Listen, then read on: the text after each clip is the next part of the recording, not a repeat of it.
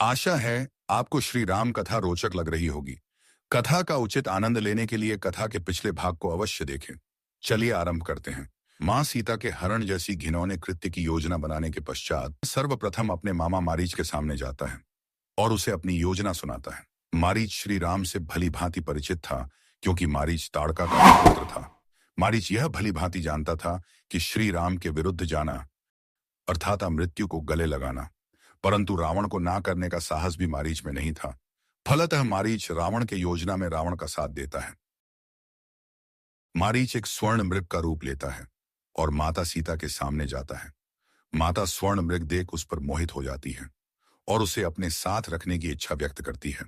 माता ने पहली बार प्रभु से कुछ इच्छा व्यक्त की थी। फलस्वरूप प्रभु उनकी इच्छा पूर्ति के लिए स्वर्ण मृग को पकड़ने के लिए निकल पड़ते हैं और भ्राता लक्ष्मण को माता के साथ रहने को कहते हैं। श्री राम को बहुत जल्दी समझ आ जाता है कि यह किसी असुर की माया है और वह बिना विलंब उस असुर पर तीर चला देते हैं।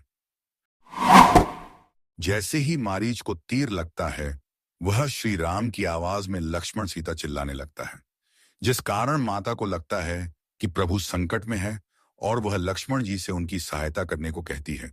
लक्ष्मण जी माता को समझाने का प्रयास करते हैं कि श्री राम पर कोई संकट आ ही नहीं सकता, मगर माता के आदेश पर उन्हें वन की ओर जाना ही पड़ता है।